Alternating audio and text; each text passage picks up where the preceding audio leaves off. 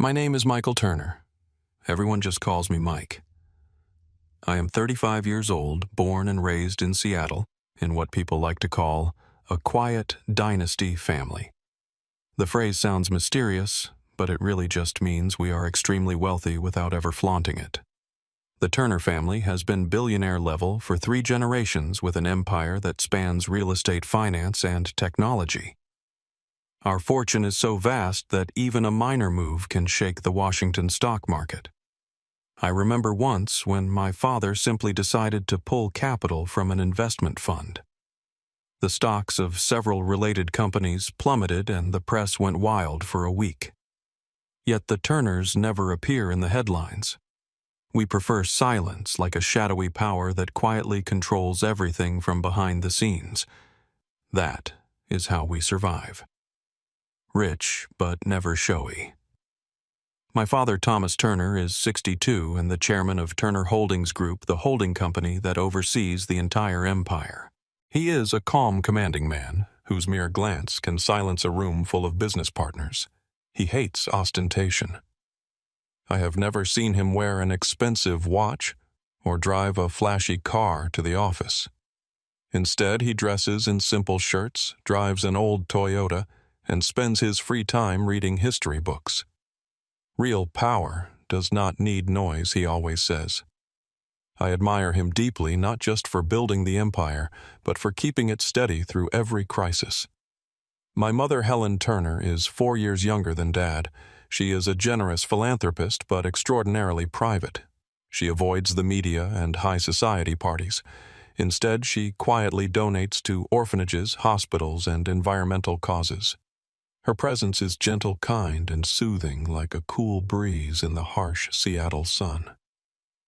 She always wears a warm smile, and I still remember the evening she sat by my bed telling stories, her voice soft and lulling.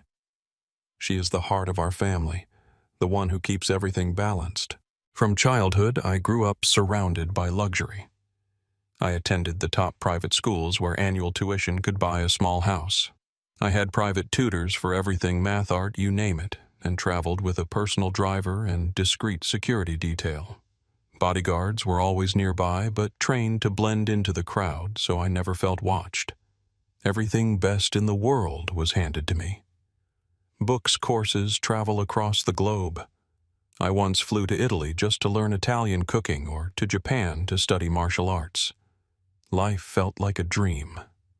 Yet sometimes that perfection left me strangely lonely. It was almost too flawless to feel real. Despite the glamorous exterior of our family, my parents raised me with discipline, kindness, humility, and self-reliance. They never wanted me to become a spoiled, reckless heir who burned through money. Dad often dragged me into the kitchen to wash dishes and clean the house, saying, "You have to know the value of hard work no matter how rich you are." Mom taught me generosity, taking me to charity centers to help underprivileged children. They wanted me to understand that money is just a tool, not the essence of a person. So even though I was born with a silver spoon, I never acted entitled. I quietly carried my father's words in my heart.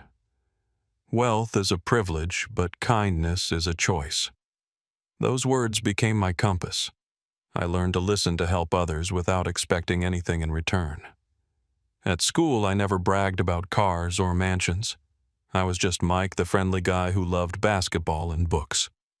That upbringing shaped me into a humble, calm adult. I do not show off. I do not waste money. And I live like an ordinary person among ordinary people. Friends thought I came from a comfortable middle-class family. No one knew the truth. I liked it that way, living without envy or flattery swirling around me. When I grew up, I refused to live in the ancestral mansions. They were too vast, too cold for me. Instead, I moved into a modest house in the Seattle suburbs surrounded by regular middle-class families. It is a 2-story wooden home with a small backyard and a simple kitchen. I cook for myself fresh salads, basic grilled meat, and clean my own place. No maids, no driver, just me and the simple life I chose. Every morning, I wake up to birds singing outside my window and feel true peace. No worries about security or paparazzi, just Mike. Living like everyone else, I found work I loved in tech. Starting at the very bottom of a small startup, I worked hard, stayed late, learned from colleagues, never revealing who I really was. They saw me as a frugal, kind-hearted guy from a modest background. I smiled to myself whenever they said, "Mike, you are so talented, yet you live so simply." That was the greatest reward, being judged for my skills, not my money.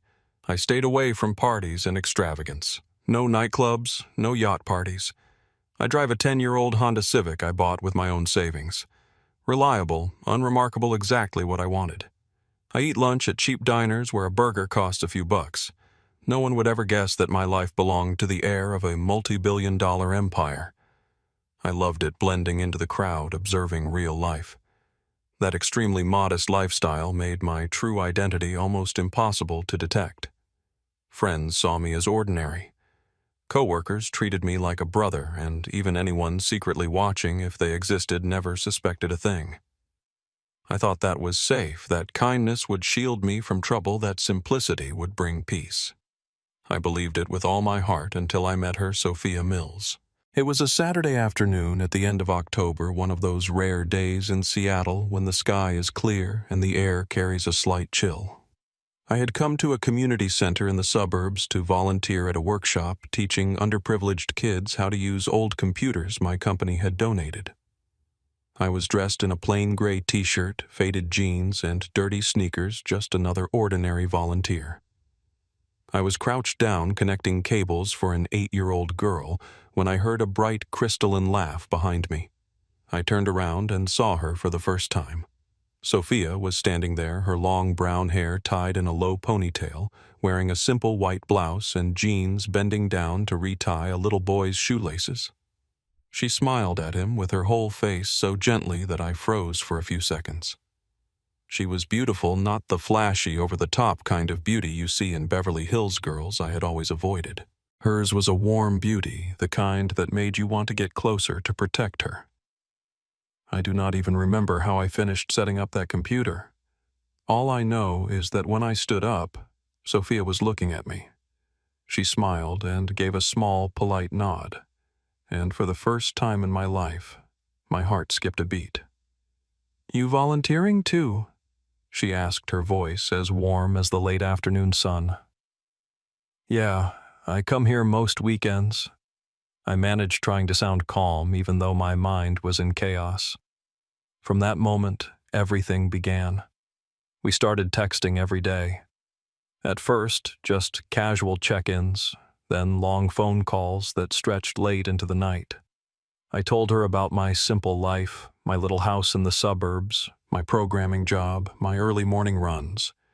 I never mentioned the Turner dynasty, the mansions, or the yachts. I wanted her to love the real me, not the name. Sophia opened up too. She told me about her mother, who had passed away 4 years earlier from a long illness, and about her stepfather, Dennis, a quiet man who did some kind of freelance work she was not entirely clear about. She said she had grown up modestly, nothing fancy, but always tried to live kindly. I believed her completely. Love came fast, intense, burning, and so sweet. I was afraid it was not real. But every time I looked into Sophia's eyes, I believed. I believed this was fate, that she was the missing piece I had been searching for all my life. 2 years passed like a dream. I proposed on an autumn evening by the small lake near our house. I got down on one knee, hands trembling as I held a simple ring. No giant diamond, just a small green stone I chose because it matched her eyes. "I cannot promise you the whole world," I said, voice choking. "But I promise to give you my entire world to love and protect you. Will you marry me?" Sophia cried. She nodded and threw her arms around me so hard I thought we would both fall into the lake. "Yes," she whispered. "All I need is you." I thought it was the happiest moment of my life. The wedding was exactly what I wanted, small, warm, and quiet. Only about 60 people, my parents, a few close friends, and some of Sophia's and my co-workers. No press, no famous photographers, no fireworks or live band. Just fresh flowers, laughter, and a long wooden table full of homemade food. Dad wore a simple gray suit and blended in like any ordinary uncle. Mom wore a cream cotton dress, no expensive jewelry, just her favorite old pearl bracelet. No bodyguards, no luxury cars. Everyone assumed they were just the groom's normal parents. On the bride's side, there was only one person, Dennis Mills, Sophia's stepfather. He was about 55, thin salt and pepper hair, wearing a slightly worn black suit. He said very little, just sat in a corner sipping water. I had met him a few times before, shaken his hand, made small talk. He left no impression beyond a faint nod and unreadable eyes. The reception was full of laughter. I held Sophia as we danced to Etta James's At Last. She rested her head on my shoulder and whispered, "I have never been this happy. Thank you." I kissed her hair, thinking life could not possibly get any better. Then a friend suggested we show the wedding album. I laughed. "Give me a minute. I will go grab it." Still buzzing from light wine and pure joy, I ran up the creaky wooden stairs. I opened the closet, rummaging for the album, grinning to myself at everyone's upcoming reactions. Suddenly, I heard the soft click of high heels on the wooden floor light and steady. Must be Sophia. A mischievous idea flashed through my mind. I quickly slid under the bed, the low, dusty space just big enough for me to lie flat on my stomach. I bit back laughter, imagining her scream when I grabbed her ankle. I lay perfectly still, holding my breath, waiting. The heels stopped at the door. It opened. Sophia stepped in. I saw her white wedding heels, her slim ankles, the hem of her white dress. I was about to yell, "Surprise, my love," when another set of footsteps followed, heavier men's dress shoes. The man stepped in behind her and locked the door. I froze. They walked past me and sat on the edge of the bed right above my head. The mattress sagged inches from my face. I did not dare breathe. My heart began to race. Who was this? Why was he in here with my wife on our wedding night? Then they spoke. It was Sophia's voice, but all warmth was gone. Cold, flat, calculated, like a completely different person. Perfect. A flawless wedding. "No one suspects a thing," the man replied in a low, raspy voice. I recognized instantly. "Dennis Mills. You did well. The plan is right on track. Phase 1 complete." I lay there, blood turning to ice. Plan Phase 1. Sophia gave a chilling little laugh. "He still thinks I actually love him. So naive it is almost sad." Dennis continued, voice low but clear. "Now we speed things up. You need to gain his absolute trust. Get pregnant fast." Sophia replied calmly, "I have already prepared everything. The child will be the key," Dennis said slowly, savoring each word.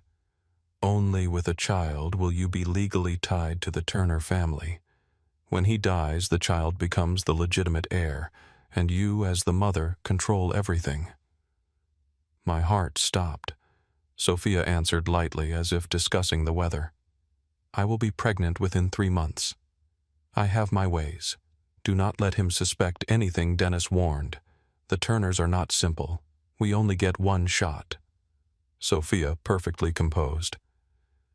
"I know. Do not worry." Silence for a moment, but then Dennis stood. "We have been up here too long. Let us go back down before he comes looking." Footsteps. The door opened and closed. I stayed under the bed in the dark, covered in dust, for a very, very long time. Mouth dry, hands shaking, heart pounding so hard I thought it would burst. Everything I had believed in, everything I had loved, every dream of a family, it was all a performance, a cold, calculated play. The marriage I thought was true love had been built from the ground up as a trap. And I, Michael Turner, the sole heir to a multi-billion-dollar empire, was nothing more than the perfect prey in a snare named Sophia Mills. I lay there until tears soaked the dusty floorboards, until I realized with horrifying clarity that my wedding night was not the beginning of happiness. It was the beginning of a nightmare. I heard their footsteps fade away. The door softly closing, then silence. The air around me suddenly felt heavy, as though all the oxygen had been sucked out. I lay rigid under the bed body, paralyzed by shock. My heart pounded so loudly in my chest it echoed in my ears like war drums. I tried to swallow, but my throat was as dry as a desert. How long had it been 5 minutes 10? I did not know. All I knew was that everything I had believed in had just shattered like glass. Slowly, I pushed myself up on my elbows and crawled out from under the bed. Dust clung to my hair and face, but I did not care. I sat up back against the wall, gasping for air. My mind spun. They knew. They knew who I really was. It had not been a random love sparked at a charity workshop. Not chance dates. Everything had been planned. Sophia did not love me. She was targeting the Turner dynasty, the mansions, the yachts, the empire my father had built. I, the only son, the sole heir, was the perfect mark for them to change their lives. The words, "The child will be the key," kept echoing in my head, twisting my stomach. They wanted my child, and I did not dare think what came after. I wiped my tears and forced myself to stand. My legs shook like they no longer belonged to me. I looked at myself in the bedroom mirror, pale face, red eyes, lips pressed tight. I could not let anyone see me like this. Downstairs, the wedding party was still going, people laughing and celebrating. My parents, my friends, my colleagues, they had no idea. I had to pretend. I had to act normal. I took a deep breath, straightened my shirt, wiped my face with a tissue. "You can do this, Mike," I whispered to myself. "Just get through tonight." I opened the door and walked down the stairs. Each step felt like dragging lead, but I forced myself to keep an even pace. Laughter drifted up from the living room glasses, clinking. I paused on the last step, looking out at the small crowd. Sophia stood there, radiant, laughing, with a friend wine glass in hand. Olivia stood there, radiant, laughing, with a friend wine glass in hand. Victor was beside her, nodding politely, looking humble as always. They were standing too close. Now I saw it. Before I had thought it was just stepfather-stepdaughter affection. Now my heart clenched. I stepped in, forcing a crooked smile. "Sorry, everyone.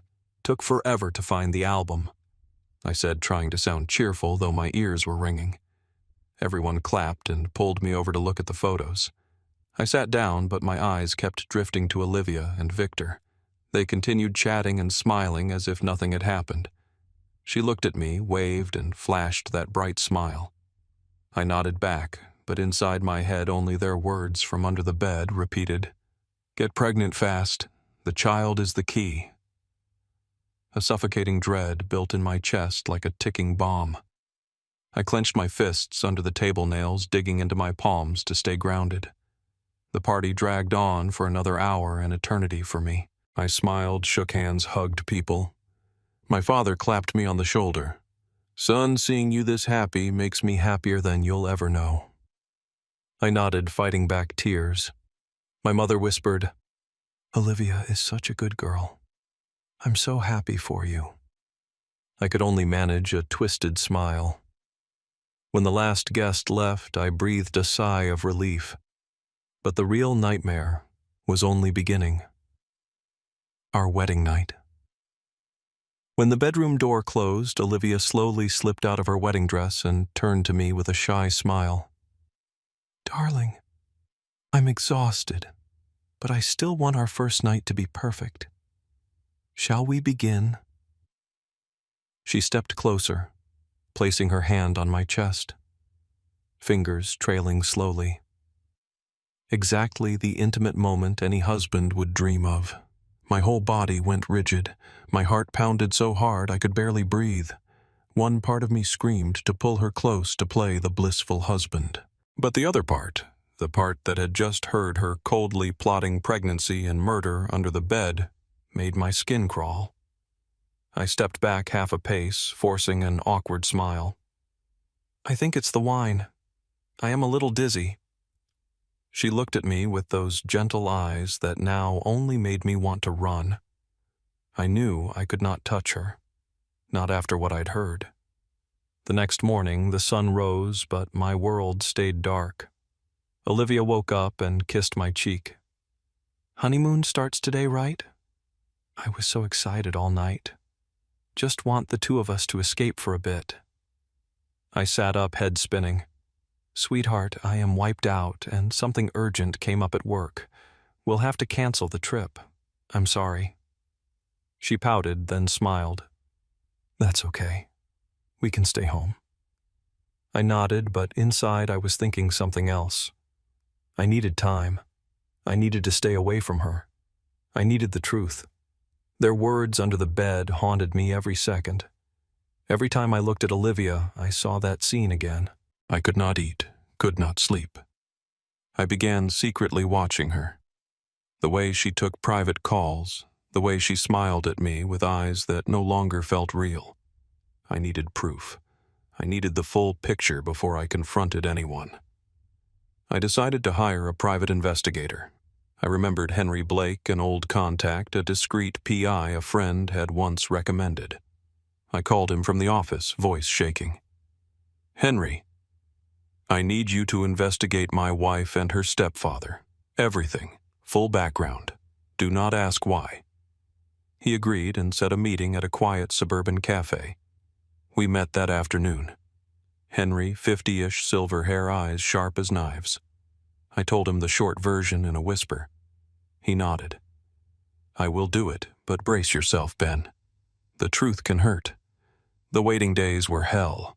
At home I pretended to be the loving husband cooking together, holding her. But every touch made me nauseous. She never suspected. She was almost happier. One night she said, eyes sparkling, "Honey, let us try for a baby." I nodded, but inside I was ice. I avoided intimacy by working late, sleeping in the guest room. A week later, Henry called, "Meet me now. I have what you need to see." My heart raced. We met in an empty park. He handed me a thick envelope. I opened it with shaking hands. First, surveillance photos. Olivia visiting Victor's house not just once. Them embracing at the door, kissing in the garage. Clear shots dated years before I met her. I went numb. They were together long before me. Henry nodded. Victor was extremely cautious. Every trace of his previous schemes was meticulously erased, leaving no one suspicious. 2 years before, you not stepfather and stepdaughter lovers. Then the audio. Henry played it from his phone. Olivia's voice. "Victor, he has taken the bait. The Hayes dynasty. We are going to be rich." Victor laughing. "Good. Get close. Make him fall in love. Marry him." That was the plan from the start. There is no love here, just money. They discussed every detail. How she accidentally met me at the workshop. How she drew me in. How she hid her real identity. The goal, infiltrate the family. Have a child. Seize the fortune. I collapsed onto a park bench, head spinning. Tears fell again. Pain like a knife in the heart. I was not a man chosen for love. I was just a pawn. The perfect pawn in a plot to steal the Hayes empire. Olivia did not love me. She loved my money. Victor was the mastermind, and she was the weapon. The envelope from Henry weighed heavily on my lap like a lead weight dragging me into the abyss. The suburban park was silent except for the rustle of leaves in the evening breeze. But inside my head a storm raged. The surveillance photos, Olivia and Victor embracing in a dark garage, lips pressed together, arms locked tight like real lovers, not stepfather and stepdaughter.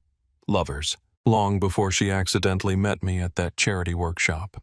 The audio, her giggling voice laying out the plan to hook me, marry me, and infiltrate the Hayes empire. "He is sweet, but so naive," she had said.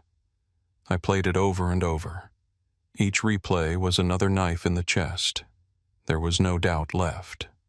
The marriage I had trusted, the kisses, the whispered "I love you," Everything was a lie.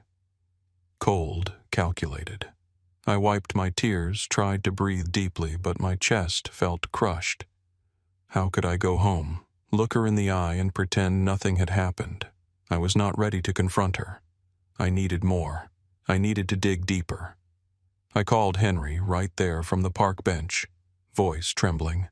"Henry, this is not enough. I need you to go deeper, not just their relationship, everything. Other connections, past history, finances, everything." He was quiet for a moment, then sighed. "Are you sure, Ben? What I find might be worse." I closed my eyes, gripping the phone with an ice-cold hand. "I am sure. I need the truth." The following days were hell. I went home, smiled at Olivia, cooked with her, but every gesture was fake. She hugged me from behind while I washed dishes. "Honey, what is wrong? You look exhausted lately." I turned, kissed her cheek. "Just work, babe. I am fine." At night, I lay awake replaying memories. The first date when she cried about her mother's death. Now I realized it was probably an act. I shuddered, pulled the blanket over my face, and tried not to cry. Henry worked faster than I expected. 3 days later, an email. "Meet me at the usual place. There is something important you have to know." I arrived at the small cafe, heart pounding like it would explode. Henry sat there, face grave, and slid a thicker file across the table. "We will start with Olivia's mother," he said. "She died 4 years ago, officially recorded as a sudden cardiac event, but the details are murky." I opened the file, hands shaking slightly. Hospital records. Isabella Monroe. Olivia's biological mother admitted for sudden chest pain. Doctors diagnosed heart failure, but noted patient had a good chance of recovery with continued treatment. Yet on the day she died, Olivia and Victor were the ones who signed the forms to discontinue all life-saving measures. Only the two of them, no other relatives. I read it again and again. Why stop treatment? She could have been saved. Henry pointed to the next page. Insurance policy. Isabella had a life insurance policy worth nearly $1.2 million USD. Sole beneficiary Victor Monroe. The payout was processed 3 days after her death. I went numb. Nearly $1.2 million USD. All to Victor, the stepfather, Isabella's husband. Then a recorded statement from a former nurse. Henry had tracked her down. I remember that day clearly, the nurse said, voice trembling. The young woman, Olivia, did not cry, did not panic. She calmly signed the papers like she had rehearsed it. The husband, Victor, kept urging us to hurry, saying she suffered enough. It was strange. Usually, family members are sobbing, begging us to save their loved one. But they were cold. I listened to the recording. The nurse's voice echoed in my ears. My stomach twisted. Calm. Olivia did not cry. I remembered her telling me about her mother with tears in her eyes. She died so suddenly. It hurt so much. Now I knew it was a lie. Everything lined up too neatly. Hospital admission treatment stopped, form signed, death certificate, insurance paid out. All within days. Not a natural death. Henry nodded. I believe they intervened. Poisoning or something similar. No direct proof yet. Then the financial trail. Bank statements Henry had obtained. After the insurance payout, Victor made a series of unexplained transfers. A large chunk, about $200,000 USD, went straight into Olivia's account. She used it for shopping, travel, small investments. They were accomplices in insurance fraud. They killed Isabella Monroe for nearly $1.2 million USD. Henry handed me the full dossier. Photos, recordings, bank records, medical files. I read every page in that cafe, hands shaking so hard I could barely hold the coffee. It went cold, untouched. I was starting to understand. Victor and Olivia had done this before, killing Olivia's own mother, Victor's wife, for money. Now they were repeating the pattern with me on a much larger scale. Not 1.2 million, but tens of billions from the Hayes Empire. My child would be the key, the legal heir, and then I would disappear. Every clue pointed the same way. Victor had a history. Isabella might not have been his first victim. Henry suggested digging even deeper, but it was enough. They followed a pattern. Get close, exploit, kill, collect. With me, Olivia's plan had 3 steps. Get close, marry me, have a child, then kill me. I gripped the file. Rage, heartbreak, and terror swirling together. Rage at being deceived. Heartbreak that my love was a lie. Terror that my life was in danger. I could no longer believe a single word Olivia had ever said.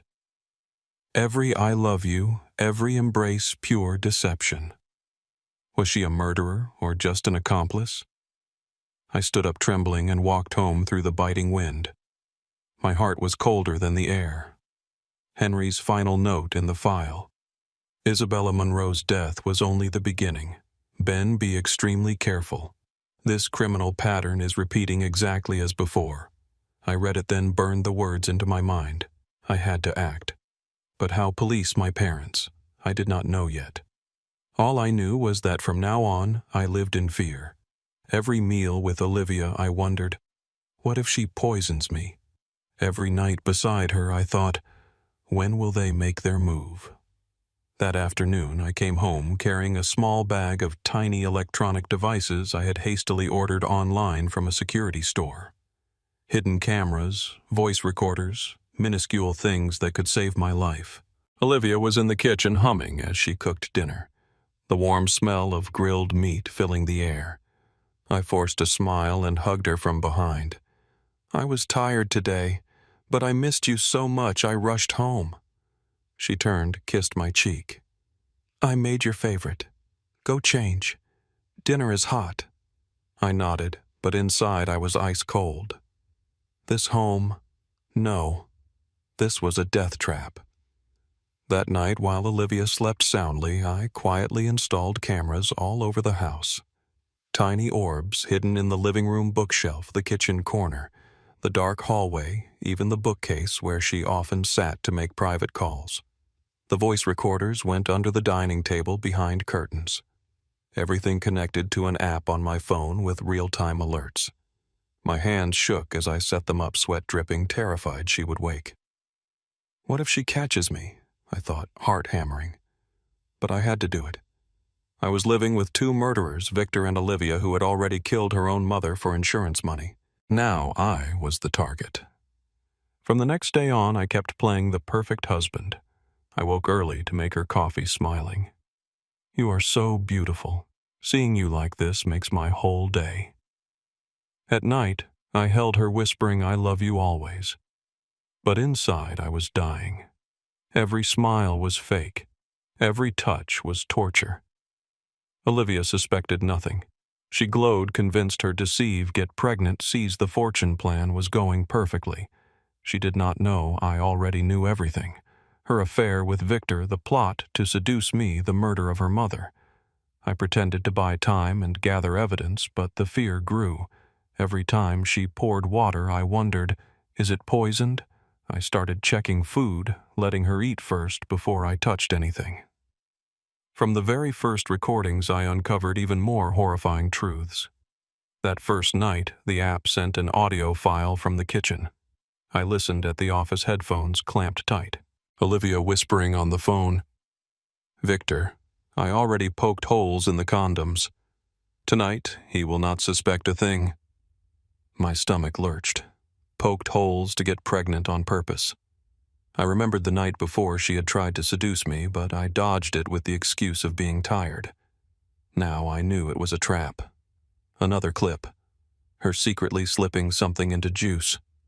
Audio caught the rattle of a bottle, then her muttering to herself, this stimulant will make him unable to say no. I sat frozen fists clenched on the desk. She was engineering intimacy, forcing me into the role of father to be tightening the noose. Then, one afternoon at work, my phone buzzed. App alert. Unusual movement detected. I opened it, heart-racing clear footage from the living room. Olivia at home in thin sleepwear. And then Victor walked in. He pushed through the door like he owned the place and pulled her into his arms right at the threshold. I went numb, hands shaking as I held the phone. They kissed passionately in the middle of the living room, the same room where I used to watch movies with her, the room I thought was our home. Victor ran his hands down her back, whispered something, then pulled her onto the sofa. They tangled together. I watched heart-crushed tears spilling. This was my wife cheating on me in our own house with her stepfather, her real lover. I turned off the screen, slumped over my desk, gasping. Pain like a blade. But then, rage took over. Determination surged. I turned it back on and recorded everything. After they finished, they sat and talked. And that is when I heard something even worse. Victor's low voice. You are doing great. Now we speed things up. I am getting the old chemical. The same one we used on your mother. It weakens a person slowly. Looks like a natural death. No trace. I froze. The same chemical that killed her mother. He just admitted it. Olivia perfectly calm. Yeah, I know. When will you have it? Victor chuckled softly. Soon. Start using it on him. Put it in food drinks. He will waste away. Die of some mysterious underlying condition. No one will suspect. My heart stopped. They were going to murder me with the same poison used on Isabella Monroe. I sat motionless in my office, trembling with fury and despair. Olivia, the woman I once loved, was casually discussing killing her husband. Only once you are pregnant, Victor continued, can he disappear. The child will inherit the Hayes fortune and we control it. Olivia laughed. I will get pregnant fast. He is almost ready to fall for it. I could not believe my ears. Rage exploded, but despair was stronger. I had thought even if her love was fake that she at least felt something. But no, she was ready to kill. I downloaded every video, audio file, and photo to a personal hard drive, backed it up on 2 separate USBs, one hidden in the office, one in my car, sent an encrypted copy to Henry. This is critical evidence. Keep it safe for me. This was undeniable proof. Adultery, conspiracy to murder, plot to seize assets. In the midst of unbearable pain, I understood this was no longer a failed marriage, it was a fight for my life. They wanted me dead. I made my decision. From this moment on, I would fight back. No more waiting. But I had to be smart. I closed the app, took a deep breath, and drove home as if nothing had happened. I arrived home gripping the steering wheel so tightly my knuckles turned white. The suburban house that had once been my sanctuary now felt like a dark trap. Olivia was in the kitchen whistling happily, the warm smell of grilled meat filling the air. I forced a smile and stepped inside. I am home, love. It was a crazy day, but the second I thought of coming back to you, everything felt lighter. She turned, wrapped her arms around me, and kissed my cheek. You are just in time. Go wash up. Dinner is ready. I want to hear about your day. I hugged her back, but inside I was thinking, are you planning to poison this meal? I pretended to be cheerful, sat at the table, but kept my eyes on everything. Spice jars, water glasses, now all suspicious. I took a few bites, then claimed I was full and quietly dumped the rest when she was not looking. That night, I lay beside her, eyes wide open, listening to her steady breathing. My heart pounded, waiting. Would she wake up and pour me a special glass of water? The following days, I lived in constant terror, but rage pushed me to act. I could not stay silent anymore. After watching that horrific video, Victor and Olivia entwined calmly, discussing buying the same poison used on her mother to kill me slowly, I knew I had to stop pretending. I decided to go to my parents' estate. It was the safest place where I could reveal everything without being overheard. I drove there one drizzling morning, heavy-hearted.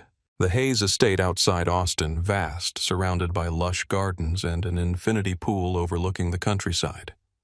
I had avoided living here to keep things simple, but now it felt like a fortress. Dad. Samuel opened the door, surprised. "Son, what brings you here so suddenly? Is something wrong?" "Mom?" Evelyn rushed out from the kitchen and hugged me. "Ben, you look pale. Come in." I followed them into the living room, clutching the hard drive with all the evidence, photos, videos, recordings, Henry's files. I sat on the soft leather sofa, took a deep breath. "Mom, Dad, I need to tell you everything about Olivia and her stepfather." I told them from the beginning, voice shaking, the wedding night under the bed, their secret affair, the pregnancy scheme, and plan to seize the Hayes fortune, the murder of Olivia's mother for insurance money. I opened the laptop and played the recording of Victor discussing the poison. It will weaken him slowly. A natural death. No trace. Dad listened, face growing pale, fists clenched on the armrests. Mom covered her mouth, tears streaming. "My God, Ben, how could a wife do that?" When I finished, Dad shot to his feet, face red with fury. "Who dares harm my only son?" He slammed his fist on the table, the sound echoing. Mom sobbed. How Olivia seemed so gentle. They were almost losing control. Dad pacing, Mom clinging to me, crying. They had never imagined anyone would dare target me, the sole heir of the Hayes dynasty, in such a ruthless way. Dad growled, "They think the Hayes are weak. They are dead wrong." Without hesitation, he sprang into action. He called the family's private investigative team, far superior to Henry with limitless resources. "Focus everything on Victor Monroe," he ordered. He hired the top criminal attorneys in Texas Sharks, who handled the biggest cases and discreet security. Professionals who would protect me from a distance, tracking every move without being seen. I sat there watching my parents take charge, feeling both warmth and fear. "Stay here a few days," Mom said, voice trembling. "I am not comfortable with you at that house." I nodded, but inside I thought, Mom, I have to go back. I have to face her. In just days, the family investigators dug deeper. They uncovered Victor's first wife, Diane Monroe, who died suddenly 10 years ago. Almost identical pattern. Sudden heart failure, life support, discontinued insurance paid out fast. They found receipts for controlled industrial chemicals bought on the black market. Security footage showed Victor at a warehouse on the outskirts of Austin, cap pulled low, receiving a package. Old insurance records. Victor sole beneficiary, $500,000 USD. Everything fit the pattern. Kill the wife, collect the money.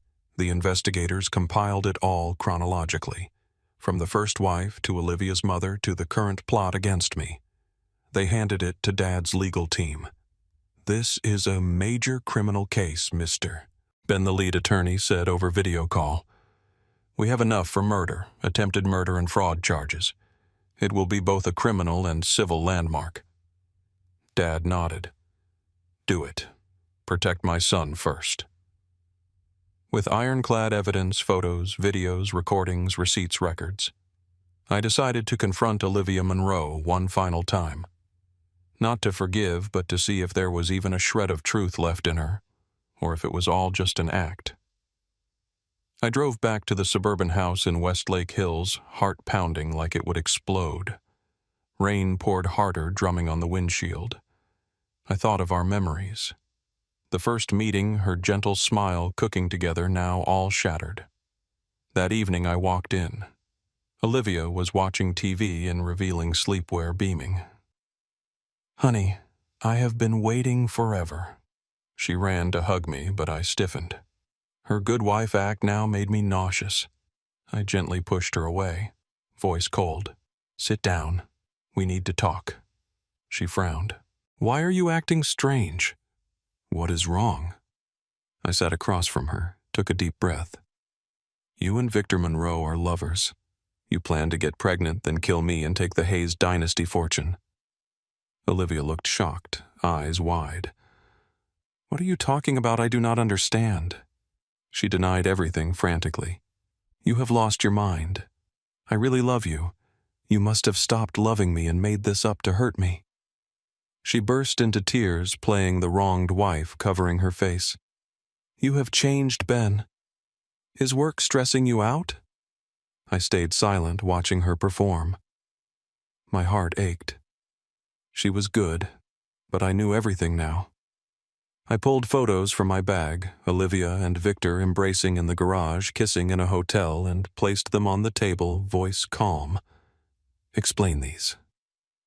She stared, face draining of color. No more denials. She collapsed, hands shaking as she picked up the photos, tears streaming. She fell to her knees, clinging to my legs. "Ben, I was wrong. It was Victor. He forced me. I do not deserve forgiveness. I just want to return the wedding ring because I am not worthy." I stood there silent, watching her desperation. Emotions swirled. Pain from the broken love, disgust at the lies, emptiness from losing everything. She sobbed. "Let me get the ring. Then I will leave." I nodded slightly. She stood, wiped her tears, and walked to the bedroom. I sat down, exhaled, thinking, it is finally over. But I had no idea that moment would unleash something new. In the shadows of the house, someone far more dangerous than Olivia was waiting to appear. I sat there, slumped against the sofa, staring blankly at the polished wooden floor. The living room that once rang with laughter was now as silent as a tomb. Rain kept pattering against the windows. The wind howled through the cracks like the whispers of demons. I thought back over the past months from the moment I met Olivia Monroe at that charity workshop. Her gentle smile to our dates under the oak trees. The sweet nothing she whispered in my ear.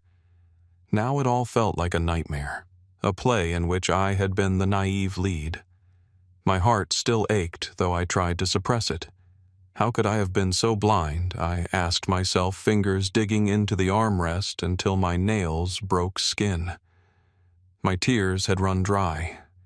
Only a vast emptiness remained. From the bedroom, I heard Olivia rummaging drawers, opening and closing soft footsteps on the floor. I assumed she was getting the ring, maybe shedding a few more fake tears. I did not want to see her again. Did not want to hear another excuse. I just wanted it over, wanted her gone from my life forever. Then the footsteps grew closer. Olivia emerged from the bedroom holding the glittering wedding ring under the dim light. Her face was a picture of remorse.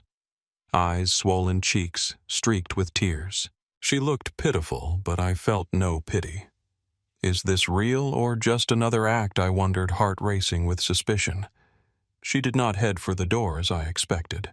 Instead, Olivia suddenly dropped to her knees in front of me, clutching my leg so tightly, her nails dug through my pants as if letting go would make me vanish from her life forever. She looked up, eyes brimming with tears, voice breaking between sobs. "Ben, I really do love you. Everything.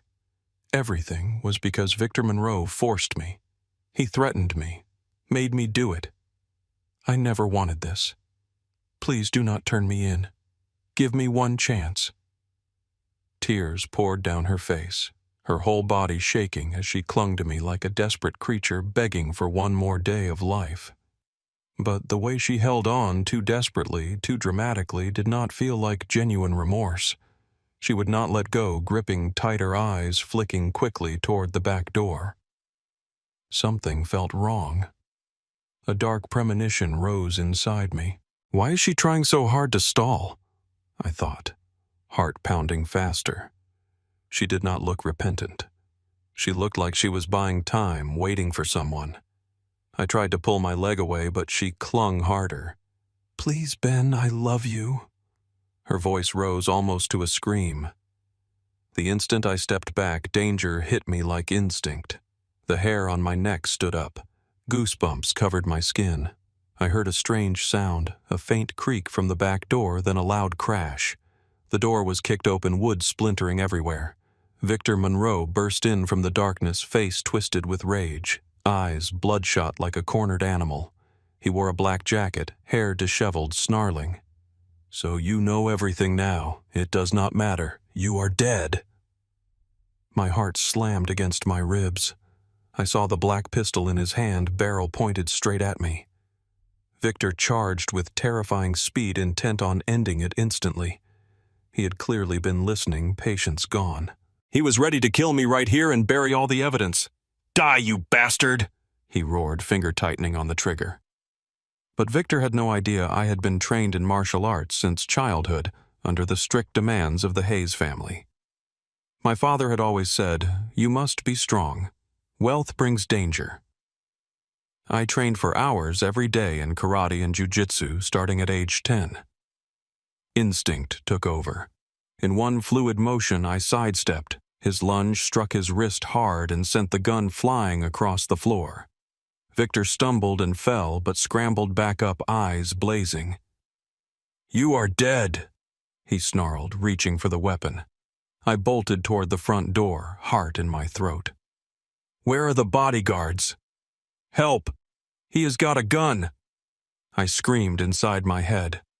Seconds later, my security team, secretly stationed by my father, burst through the front door. Massive figures in black guns drawn. They formed a wall in front of me, pushing me behind them. "Drop it! Put the weapon down!" one shouted, aiming at Victor.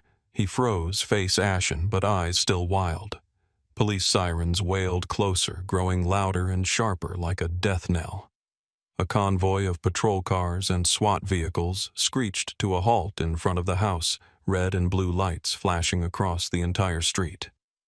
They surrounded the building, rifles ready, loudspeaker blaring. "This is the police. Drop your weapon." Victor was cornered against the wall, back pressed flat, gun trembling in his hand.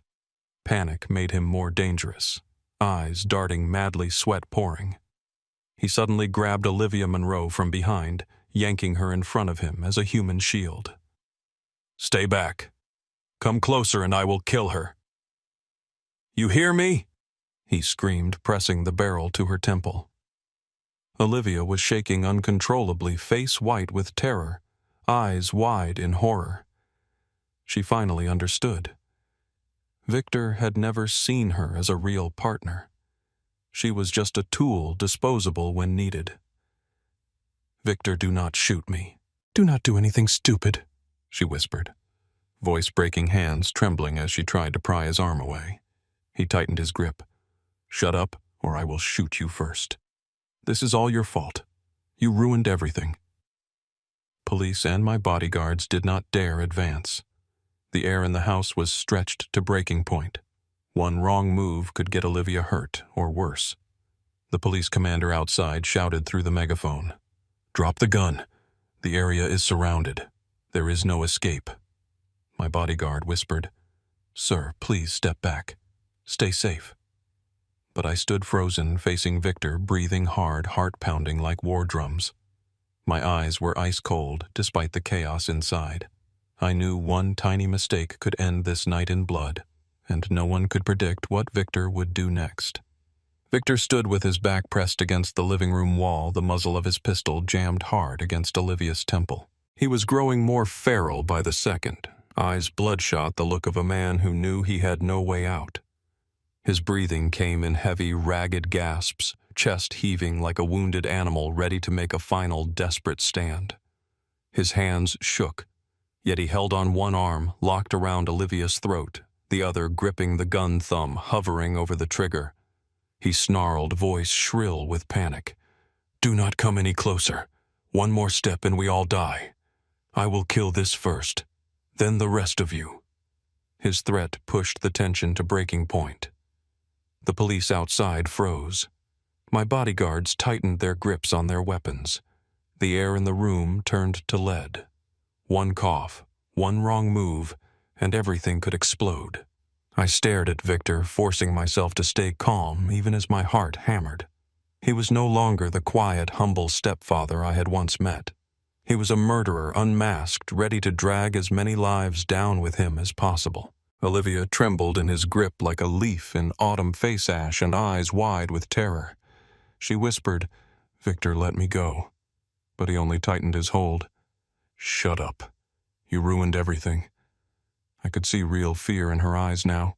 No more acting. She finally understood he had never truly seen her as a partner, only a tool and now a human shield. The police commander outside shouted through the megaphone, "We do not want casualties. Release the hostage and let us talk." But Victor laughed a twisted, broken sound. "Talk. You think I am stupid. I know that Hayes brat called you. I am not letting you take me." He glared at me, pure hatred burning in his eyes. "You little bastard. My plan was perfect. You were supposed to die slowly, painlessly. Now you die right here." I swallowed hard, fighting not to shake. My bodyguard whispered, "Sir, step back. He is losing it. Let the police handle this." But I did not move. I wanted to look the man who tried to kill me straight in the eye. Rain pounded harder outside. Thunder rumbled, lightning flashes illuminating the room through the windows. I thought of the nights I had lain beside Olivia, listening to her breathe, dreaming of a family. Now it was all a nightmare. Victor kept shouting, "I want a car in 15 minutes or this dies first. Ben, help me. He is insane." Olivia sobbed. Her voice cracked, but I felt no pity. She had plotted my murder, slept with Victor in my own house. Yet seeing her shake, a flicker of compassion still passed through me. She was a victim of the very scheme she helped create. After a few tense radio exchanges, the police commander was forced to yield. This was a densely populated suburb. Gunfire could hurt innocents. He shouted, "Fine. We are clearing a safe corridor. Release the hostage and you walk." Victor shook his head. "No, she stays with me as a shield. Everyone back off." The commander sighed and gave the order. "All units fall back. Clear the path." My bodyguards had no choice but to comply with police instructions. They tried to pull me away, but I resisted. "No, I am staying right here." I stood watching, fists clenched with helpless fury, as the man who wanted me dead dragged Olivia toward the back door, using her as a living shield. He inched backward into the dark backyard, keeping her pressed against him. She cried, "Victor, you are hurting me. Let go." But he shoved her into the passenger seat of a black sedan already waiting in the alley, buckling her in to limit resistance, then jumped behind the wheel gun still aimed at her. The car roared off into the night headlights, cutting long streaks through the rain-soaked streets, tires screeching like a blade slicing the air. The police and our family's security quickly set up barricades and coordinated to force Victor to stop without endangering the hostage. Red and blue lights flashed. Patrol cars raced after him. A police helicopter thundered overhead, its spotlight piercing the darkness, painting a white beam across the fleeing car like a predator's gaze. I refused to stand still. "Get in the car! We are following!" I shouted to my security team. We leapt into the family's black SUV engine, roaring as we joined the chase behind the police column. I sat in the back, eyes locked on the car ahead, Victor's sedan, where Olivia was now a helpless hostage. My heart pounded, hands gripping the seat. What will happen to her with a madman like that? I thought no matter how much I hated her, I did not want her dead. The pursuit tore through streets from Westlake Hills into downtown Austin, Texas. Sirens echoed off skyscrapers. Red and blue lights reflected wildly on glass towers. Traffic parted like the Red Sea. Civilians peered from windows. Victor drove like a maniac, swerving through intersections, nearly crashing several times. I watched through his windshield as his car sped ahead, headlights blinding. The helicopter's spotlight stayed glued to him. "Where is he going?" I whispered. My bodyguard answered. Main Boulevard. Police have it blocked ahead. They kept a safe distance to avoid provoking him. He might shoot Olivia or cause a pileup, but quietly roadblocks were being set. Spike strips barricades hidden units. The radio crackled. Main Boulevard is sealed. We are ready. I clenched my fists. Sweat poured down. Rain made the road slick. Every turn made my stomach lurch. When Victor turned onto the wide boulevard, he spotted the barricade steel barriers and flashing patrol cars. Before he could react, units closed in from both sides, boxing him in and forcing him to brake hard. Tires screamed. His car fishtailed violently to the right, spun 180 degrees on the wet pavement, and came to a halt wedged between two police cruisers. Smoke rose from burning rubber. In seconds, SWAT descended. Windows smashed with battering rams. Tires spiked, ballistic shields raised. Every move was textbook practiced 1,000 times. I jumped out and ran closer, heart in my throat. One SWAT officer seized the perfect moment while Victor was dazed from the impact. He yanked Olivia from the passenger seat while others pinned Victor to the steering wheel and disarmed him in under 3 seconds. Olivia collapsed into the officer's arms, shaking uncontrollably. Face ghost, white eyes vacant. Victor was slammed face down onto the hood, wrists cuffed tight, still screaming uselessly. Let me go. You will never take me alive. The helicopter spotlight pinned him like a caged beast. Police dragged him into the prisoner transport van. He twisted around for one last look at me, eyes blazing with hatred. Ben, you will regret this. I ran forward, stopping just a few feet from Olivia. She sat on the wet ground, wrapped in a blanket by medics, sobbing and shaking. My own eyes burned from stress, from rage at Victor, from fury at Olivia, from anger at myself for ever loving her. He was caught. The nightmare night finally ended with the monster fully subdued. I exhaled, shoulders sagging. An officer patted my back. You are safe now, sir. But I knew the wound in my heart would take far longer to heal. The rain kept drumming on the wet asphalt. Police lights flashed across the entire neighborhood like a scene from an action movie I never wanted to star in. Victor was taken away that same night, hands cuffed behind his back, still screaming into the darkness. You will regret this. It is not over. He was shoved into the prison van. The door slammed shut, and the vehicle sped off into the downpour. I stood watching, fists clenched, feeling that one part of the nightmare had ended, but another part still haunted me. Olivia was rushed to the nearest hospital for examination, shaking, pale eyes vacant from shock. Doctors checked for injuries, gave her a sedative, then transferred her to a holding area for witnesses turned accomplices. Before they led her away, she looked at me one last time, eyes brimming with tears, mouth opening as if to speak. But I turned away. I did not want to hear it. She was no longer my wife, just a piece of the plot that had nearly killed me. I went back to my parents' estate and did not sleep that night. Dad put a hand on my shoulder. Son, you really worried your old man. You know that Mom hugged me and cried. Thank God. Thank heaven you are safe. But I lay awake, mind spinning with images of Victor's gun Olivia's tears. The next morning, the interrogations began. Police and the family's legal team worked around the clock. Victor was questioned first, sitting behind glass, gaunt and defiant, refusing to cooperate. But under the weight of evidence, bank transfers from insurance payouts, receipts for black market poison recordings of him plotting my murder with Olivia, photos of their affair video from my own house, his denials collapsed. The prosecutor laid it all out. How do you explain the chemicals or signing to discontinue life support for your wives? Victor went silent, face ashen. After 10 days of stonewalling, the psychological pressure broke him. Maybe it was sleepless nights in a cell or the cold stare of the interrogator.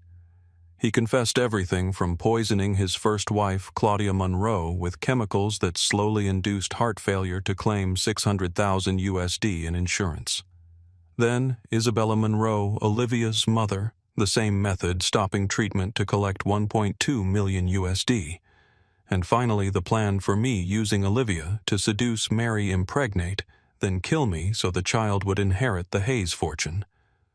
I just wanted a better life, he muttered, voice breaking.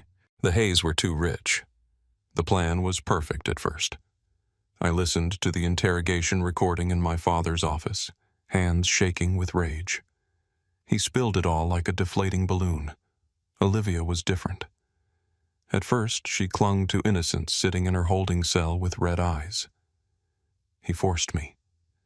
Victor made me do it. She sobbed, talked about her difficult childhood, how Victor manipulated her. But the evidence from Henry and the Hayes investigators cornered her. They showed the affair photos, the recordings of her plotting the bank transfers from the insurance money.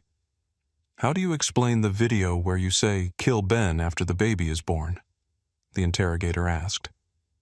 Olivia completely collapsed, head bowed, and admitted her role as an accomplice. She had helped Victor cover up murders, used me to climb into wealth, and was willing to poison me herself. 3 months later, the Texas court opened the trial. The media exploded. This involved the Hayes family, a quiet but immensely powerful dynasty. Reporters swarmed the courthouse, paparazzi jostling headlines screaming plot to murder billionaire heir. I stayed away, but my parents attended. The trial lasted weeks.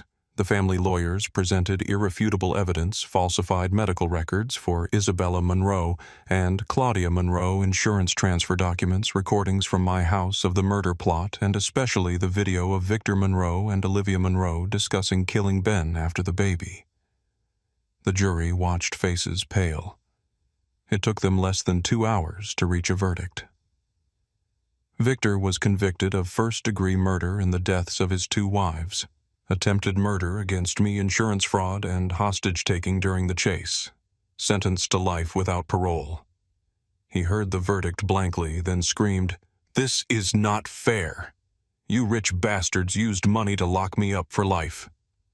But the cuffs tightened, and he was dragged away. Olivia was convicted as an accomplice in the murder conspiracy and cover-up, sentenced to 25 years with possibility of reduction for good behavior, but her future essentially destroyed.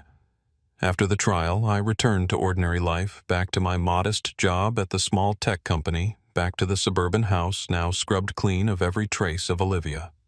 I threw out the wedding photos, changed the sheets, erased her from the space. I worked to heal the psychological scars from those hellish months, nightmares of guns and poison of fake smiles. I ran every morning, cooked alone, read books to push the painful past away. One autumn morning, a cool breeze blowing through the window, I received a visitor request from the women's prison. Olivia's trembling handwriting. "Ben, I know I do not deserve it, but please meet me one last time. I need to apologize sincerely." I held the letter, hands shaking. I read it over and over, heart in turmoil. I decided to go not to forgive, but to close that painful chapter. I drove to the prison. Familiar roads passing by, nerves jangling, cold concrete walls, high fences, razor wire. I went through security and sat in the visitation room. Through the thick glass, I saw Olivia Gray prison uniform, much thinner hair, messy face, gaunt. Her eyes were tormented and desperate. The moment she saw me, she broke down, tears streaming uncontrollably. She pressed her palms together against the glass. "Ben, thank you for coming. I accept all my guilt. I know I was horribly wrong. I beg you to forgive me even though I do not deserve it." She sobbed, talking about prison regret the nights she thought of me. I looked at her for a long time without speaking.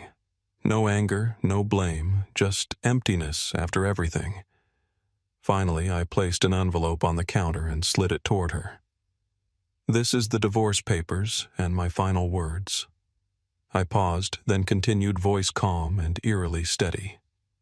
"We end here. I hope you reform well." I stood turned and walked out without looking back once. Behind me, her cries echoed desperately, calling my name. But I kept walking, leaving behind the woman who had once destroyed my life. When I stepped outside, autumn sunlight warmed my face, gentle and kind. I realized clearly the old chapter was closed and I had finally freed myself. The wind blew, carrying golden leaves away, sweeping the pain with them. I drove home, heart lighter than it had ever been. I drove slowly along the familiar suburban road. The window cracked open, letting in the scent of damp earth after the rain. My little house appeared at the end of the street with its backyard vegetable patch and the bougainvillea trellis my mother had once helped me plant. I used to think this place was home, but now it was just a temporary refuge after the storm. I stepped inside, closed the door, and collapsed onto the sofa with a long sigh. The case was closed. Victor Monroe. Life without parole. Olivia Monroe, 25 years. Justice had been served. Yet the scar in my heart remained throbbing whenever I remembered the sleepless nights, the gunshots, her fake smile. I told myself, "It is over, Ben. You will be okay." I started cleaning, throwing out everything that reminded me of her. The mug she always used, the book she gave me, even the bed sheets. Each item I tossed away released a piece of the pain. A few weeks later, my father called. His voice was warm but weary. "Son, the case is finished. I think it is time for me to retire." Samuel Hayes, the man who had carried the Hayes dynasty on his shoulders for over 40 years, was finally tired. He had built it from nothing, from the first plots of land in Austin, Texas, to tens of billions across real estate, finance, and technology. But the attempt on my life had shown him that family mattered more than anything. "I want you to come back," he said seriously. "Learn to take over and carry it forward. This empire is our family's legacy. It needs you to keep it strong." I was silent for a moment, watching autumn leaves drift past the window. I had always run from that world, craving simplicity. But now, after everything I saw, he was right. I needed to grow up for real. I thought about it for months. Long nights lying awake remembering his words. "Wealth is a privilege, but kindness is a choice." The nightmare with Olivia Monroe taught me that running away solves nothing. I had to face it, protect the legacy my parents had poured their lives into. I remembered afternoons at the Malibu estate, Dad telling me about his poor childhood, how he rose from nothing. "Don't let it collapse because there's no one to lead it," he had said. After months of walking alone on the beach, thinking about life, I agreed. "Dad, I've thought it through. I'll come back and take over the family," I said firmly over the phone. Dad laughed. "Good. I'm proud of you, son." I returned to Hayes Dynasty headquarters in downtown Austin, Texas. The gleaming tower with the Hayes logo I had once avoided. At first, everything felt foreign. Endless meetings, complex financial reports, negotiations with giant partners. I started from scratch, like any new employee, even though I was the heir. Dad guided me patiently. "Son, finance is the foundation. Learn to read these reports first." I spent hours with advisors learning operations, balancing profit with social responsibility. Mom advised, "No matter how big you become, never forget to treat people kindly." I learned high-level negotiation, looking partners in the eye, persuading without forcing. The first months were hard.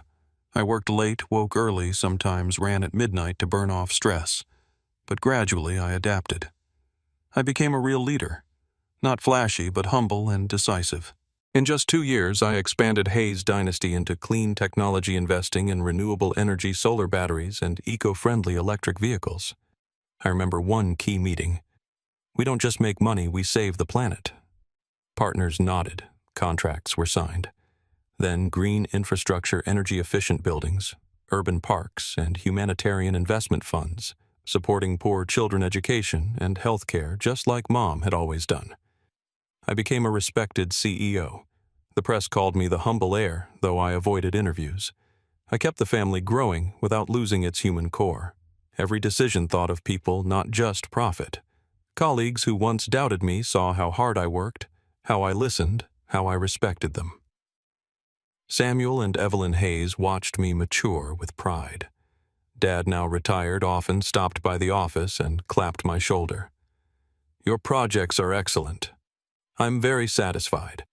You've done better than I ever did." Mom smiled. "You've kept your kindness, humility, and good heart just as we taught you." I'm so content.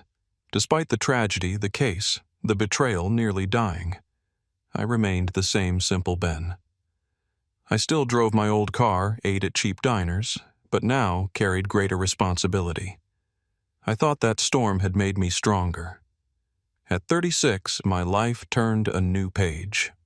I met Grace Whitman at a charity event supporting a local preschool. She was a teacher, natural, gentle, in a simple cotton dress hair and a ponytail, telling stories to the children. Her smile was warm. Her eyes sparkled when she looked at the kids. I stood watching, heart stirring. It felt like the first time I saw Olivia Munro, but this time it was real honest. She laughed. "Hi, Ben. Here to help the kids." We talked and I felt peace. The peace I thought I'd lost forever after the case. Grace was nothing like Olivia. She never asked about family or money, just talked about children books, walks in the park. Our first date was at a little cafe. She told me about growing up in Dallas, Texas, her dream of teaching. I told her about my simple life. No mention of Hayes Dynasty. She laughed. "You're so kind. I've never met anyone as gentle as you." Love grew naturally like a soft breeze beach walks, cooking together, stargazing. She brought me calm. No drama, no secrets. Later, by chance, we discovered the truth about each other. One evening, Grace said, "I'm from the Bennett family, but I prefer simple things." I froze. The Bennett family, an old money dynasty in Dallas, as private as the Hayes. I laughed. "Babe, I'm Hayes Dynasty." We hugged and laughed in shock. The coincidence brought our families together. My parents met hers. They talked like old friends. I realized this time I loved the right person, not for background, but because her heart for me was real. Grace loved Simple Ben, not the billionaire. A year later, we married small, warm, exactly my style. Then the greatest joy. Grace became pregnant with twins. Noah Hayes and Lily Hayes were born, two rosy, bright-eyed babies. I held them, tears falling. They gave me the complete family I thought I'd never have again. After quiet afternoons watching the twins play in the yard, Noah toddling around, Lily giggling, I understood. Every pain, betrayal, and storm of the past had been a necessary path to grow me into the man who could truly cherish the happiness I have now. I want to share my life's message with you. Wealth doesn't protect an unguarded heart. Never give trust blindly. But when you find the right person, love with all your heart. I will tell my children one day, teaching them kindness the way my parents taught me. I believe everyone deserves a new chapter. Wounds are not meant to destroy us, but to remind us to choose the right people, live the right way, and never lose our core goodness. In the end, I closed the old memories and looked at my little family, Grace, Noah, and Lily, with deep gratitude. Because after everything I found peace, love, and a life that truly belongs to me.